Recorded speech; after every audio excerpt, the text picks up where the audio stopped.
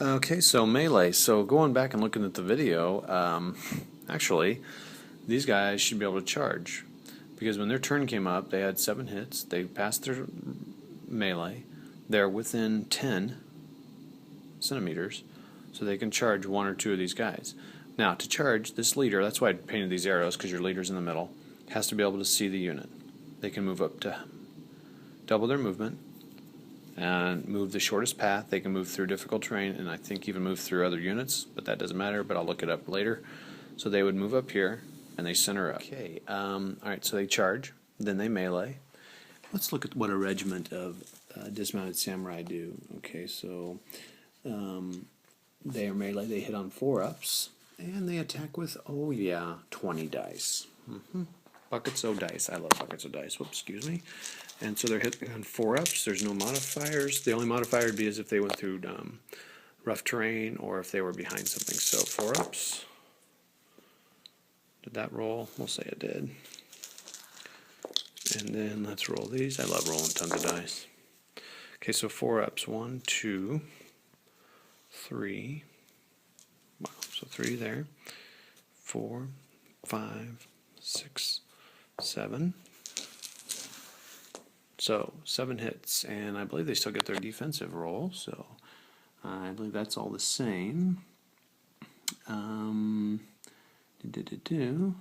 then, yeah, so then to damage these boys, since I haven't looked at that yet, their defense is 3-up.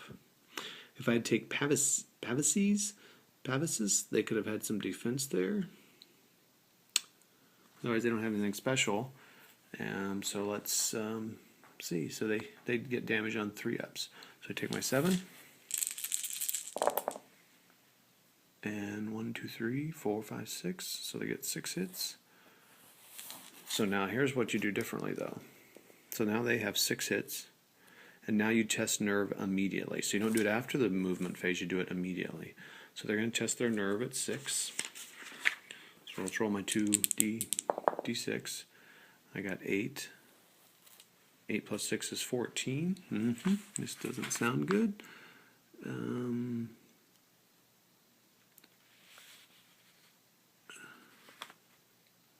14, so now they're wavering. Is that right? 6. Yeah, 14, so now they're wavering, and I'll mark that. Whoops, another mistake. That was a troop, so they should have routed, but we'll keep looking at the example as though they are a regiment. Okay, so here's the deal. So after a melee, if you do not rout your enemy, it's like you've been pushed back, so these guys have to move back a centimeter, and these guys are wavered. So remember, that means they can't fire. They can only halt, move backward, halt or move backward, or change facing.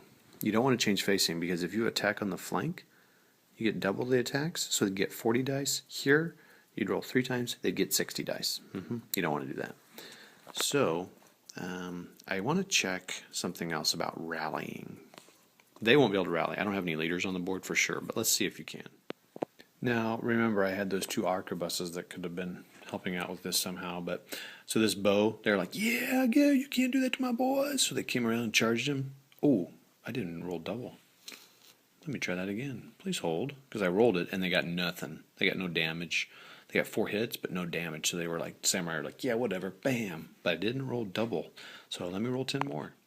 Okay, that made a difference. They added 2 more damage to him. So that's 9. Ooh, 20 minus 1. But guess what? They get to roll it, re-roll it. That's huge. 9 plus 7 is 16. Minus 1 is 5. So now they're wavering. So we put this on here. So now, but they still have to back up a centimeter.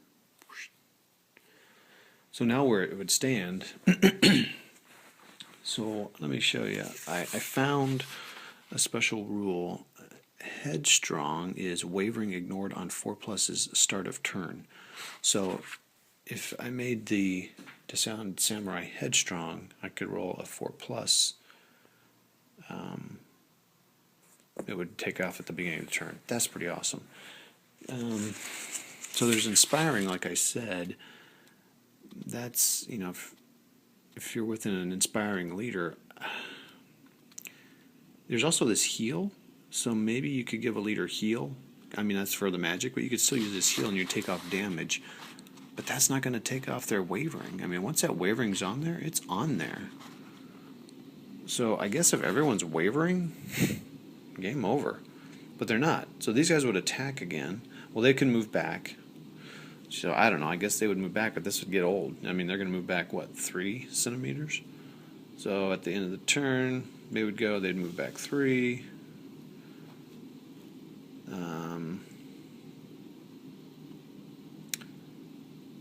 He would have to attack his front flank. So he would basically come over here and roll 10 dice. So let's go. 1, 2, 3, 4, 5, 6, 7, 8, 9, 10. And he hits on 5 ups. So 1, 2, 3, 4. Damage is on 4 up. 1, 2, 3. So he gets 3 more. So now he's at 12. He rolls 2 dice. He's at 9. He's at 15. So he would still be. Wait, that's not right. 12. Oh yeah, yeah. 12 and 9 is 21. But he would re-roll. Ooh, 3. 15. So he's still wavering. So he would back off again. He would back up. He would attack. 10 more. I mean, it would just go like that, right? So it'd be really nice to get some leaders.